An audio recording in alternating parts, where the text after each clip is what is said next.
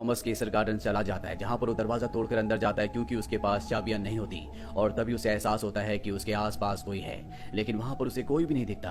रात को वो उसी जगह सो जाता है और एक बार फिर से उसे वही सपना आता है जिसमें वो एक बहुत खूबसूरत लड़की को सोते हुए देखता है और अब उसके पास जाकर उसे किस करता है। किस करने के बाद वो उठ जाती है और आज पहली बार ये लड़की उठी होती है। थॉमस कहता है कि मैंने तुम्हें पहले भी कई बार उठाने की कोशिश की लेकिन मैं तुम्हें कभी उठा नहीं पाया। मुझे ये सपना नहीं लगता, ये सच लगता है। वो लड़की कहती है कि मेरा नाम रोज है, तुम मुझे स्लीपिंग ब्यूटी भी कह सकते हो। ये सब कुछ सपना इसलिए नहीं लग रहा क्योंकि असली जिंदगी में यानी कि रियल वर्ल्ड में तुम इस वक्त मेरे बहुत पास हो और मैं तुम्हारा अपने पास आने का इंतजार कर रही हूँ। मैं चाहती हूँ कि जल्दी तुम मेरे पास आओ और मुझे हमेशा के लिए जगा दो। तभी थॉमस के पीछे कोई आता है जिससे स्लीपिंग ब्यूटी यानी कि रोज डरना शुरू हो जाती है और अब थॉमस की आंखें खुल जाती है यानी कि वो नींद से जाग चुका है। तभी डोरबेल बजती है और जब बाहर थॉमस जाता है तो वहाँ पर इस घर का केयर टेकर होता है। वो थॉमस को बताता है कि ये जगह बहुत अजीब है, यहाँ पर जो भी आता है वो गायब हो जाता है। पुलिस ने इसकी तहकीकात करने की कई बार कोशिश की लेकिन उन्हें कुछ पता नहीं चला।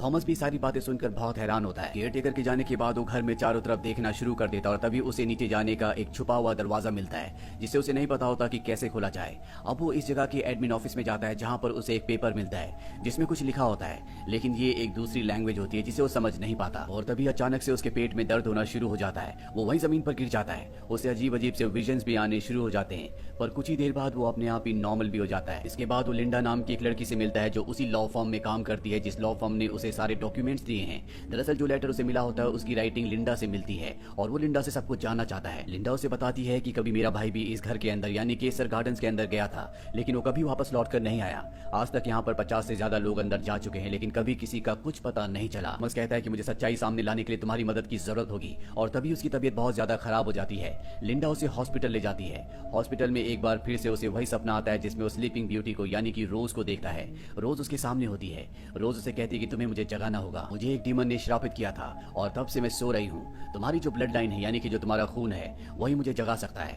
वही घर के सारे दरवाजों को खोल सकता है। और इसके बाद वो कहती है कि तुम अब जाग जाओ। वो वहां से चली जाती है और रियल वर्ल्ड में थॉमस जाग जाता है। डॉक्टर बताता है कि थॉमस को पैनिक अटैक आया था। अब जबकि थॉमस पूरी तरह से नॉर्मल हो चुका है, लिंडा उसे बताती है कि मैंने तुम्हारे ऊपर, तुम्हारे खानदान के ऊपर रिसर्च की है। तुम किसी न किसी तरह से केसर गार्डन से पूरी तरह से कनेक्टेड हो और अगर तुम मुझसे दूर रहे तो तुम्हारी मृत्यु हो जाएगी। आज तक केसर गार्डन्स में जितने भी मेल्स हुए हैं या तो उनकी मौत एक्सीडेंट से हुई है या उन्होंने अपनी जान खुद ले ली है। इसीलिए हमेशा तुम्हें उसी प्रॉपर्टी के यानी कि केसर गार्डन्स के आसपास ही रहना होगा। इसके बाद ये दोनों के दोनों केसर गार्डन्स में वापस आ जाते हैं जहाँ पर थॉमस लिंडा को वो खुफिया दरवाजा दिखाता है जो उसे इस घर में आने के बाद मिला था लेकिन उसे नहीं पता होता कि इसे कैसे खोलना है। तभी उसे स्लीपिंग ब्यूटी की बात याद आती है जिसने कहा था कि तुम इस खानदान की ब्लड लाइन हो और तुम्हारा ब्लड सारे दरवाजे खोल देगा। और जब वो अपना ब्लड उस दरवाजे पर लगाता है तो दरवाजा खुल जाता है। ये दोनों के दोनों नीचे जाते हैं जहाँ पर एक प्राचीन किताब होती है और जब ये उस किताब को खोलते हैं तो उस किताब में प्राचीन भाषा लिखी होती है और तभी एक डीमन इनके ऊपर हमला कर देता है। ये दोनों के दोनों अपनी जान बचाकर वहां से भागकर ऊपर आ जाते हैं और अब इनके पास वो प्राचीन किताब है जिसमें प्राचीन भाषा में कुछ लिखा हुआ है। ये दोनों के दोनों अपनी जान बचाने के लिए बाहर आते हैं। तभी वहां पर रिचर्ड नाम का एक आदमी गाड़ी लेकर आ जाता है जो कि पैरानॉर्मल एक्टिविटीज करता है। दरअसल इसे लिंडा ने बुलाया होता है और ये तीनों के तीनों लिंडा के घर पर आ जाते हैं जहाँ पर लिंडा के पास बहुत सारी फोटोज होती है जो केसर गार्डन्स की होती है, जिन्हें देखकर रिचर्ड बताता है कि वो पूरा का पूरा घर डीमन के कब्जे में है और उस घर से, उस डीमन से कहीं ना कहीं थॉमस भी कनेक्टेड है। थॉमस को उसकी बातें अजीब लगती है इसीलिए वो बाहर आ जाता है। उस एंशिएंट किताब को देखना शुरू कर देता है जो केसर गार्डन से वो लेकर आया है और जब उसमें एक फोटो देखता है तो उसे कुछ याद आता है। वो रिचर्ड के पास और लिंडा के पास जाता है। उन्हें बताता है कि मैं बचपन से एक ही सपना देखता था जिसमें मैं एक लड़की को उठाना चाहता था जिसका नाम स्लीपिंग ब्यूटी यानी कि रोज है, पर मैं उसे कभी उठा नहीं पाया। जब पहली बार मैं इस घर में आया तो मुझे एक बार फिर से विजन्स आए और मैंने पहली बार स्लीपिंग ब्यूटी को उठा दिया।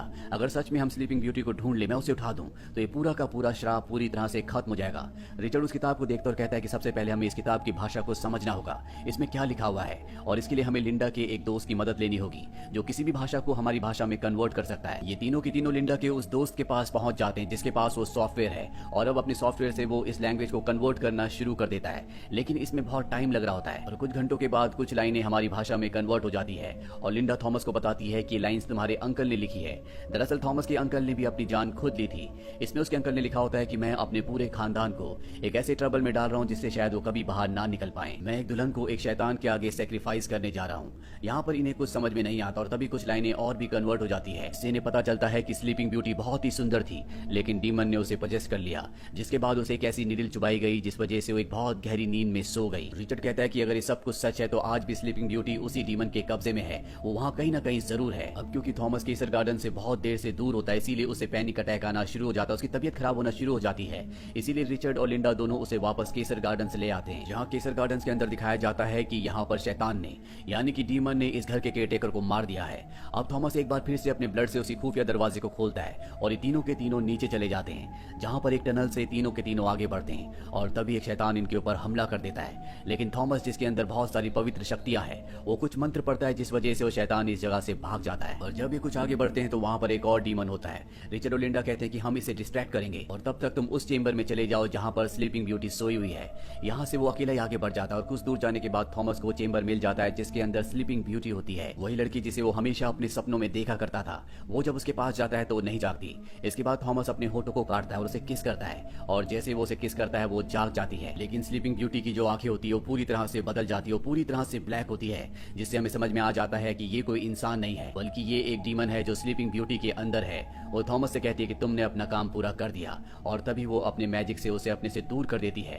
अब बाहर जो दूसरा डीमन होता है, जब वो स्लीपिंग ब्यूटी के सामने आता है तो वो उसे एक ही वार में मार देती है। थॉमस किसी तरह से बाहर आता है जहाँ पर लिंडा और रिचर्ड होते हैं। वो इन दोनों को बता देता है कि स्लीपिंग ब्यूटी एक शैतान है, तुम उसे मार दो। लिंडा उस पर वार करने की कोशिश करती है लेकिन स्लीपिंग ब्यूटी उसका गला पकड़ लेती है और उसे अपने से दूर फेंक देती है। वो कहती है कि मैं तुम्हें इतनी जल्दी नहीं मारूंगी। और तभी यहाँ पर धुएं का एक बादल बनता है और वो धुएं का बादल स्लीपिंग ब्यूटी को और थॉमस को लेकर यहाँ से गायब हो जाता है। वहीं दूसरी तरफ हमें लिंडा के उस दोस्त को दिखाया जाता है जो उस प्राचीन किताब को कन्वर्ट कर रहा होता है और अब पूरा का पूरा पेज कन्वर्ट हो जाता है, जिसमें लिखा होता है कि आज से कई 100 साल पहले थॉमस के अंकल ने डीमन से सौदा किया था, जिसके बाद काइजर खानदान के ब्लड में डीमन समा गया। इसीलिए थॉमस ने जब अपने कटे हुए होंठ से स्लीपिंग ब्यूटी को किस किया तो वो डीमन स्लीपिंग ब्यूटी के अंदर चला गया। इसमें यह भी लिखा होता है कि काइजर खानदान के किसी भी मेल को डीमन के संपर्क में नहीं आना, ऐसा होने से दुनिया खत्म हो सकती है। और इसीलिए थॉमस के अंकल ने यह लिखा था कि उसे कभी नीचे वाले हिस्से में यानी कि तहखाने में नहीं जाना, ऐसा करना खतरनाक हो सकता है। लेकिन अब थॉमस ने सारी गलतियां कर दी है, जिससे डीमन एक बार फिर से स्लीपिंग ब्यूटी के अंदर जाग चुका है, जो इस धरती पर एपोक्लिप्स लाना चाहता है, यानी कि वो इस धरती को पूरी तरह से खत्म करना चाहता है।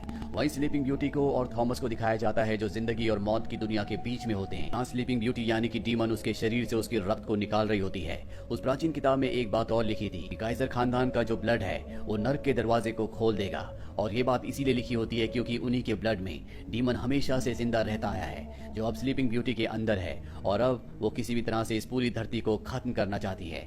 इसी के साथ ये फिल्म, ये कहानी यहीं पर खत्म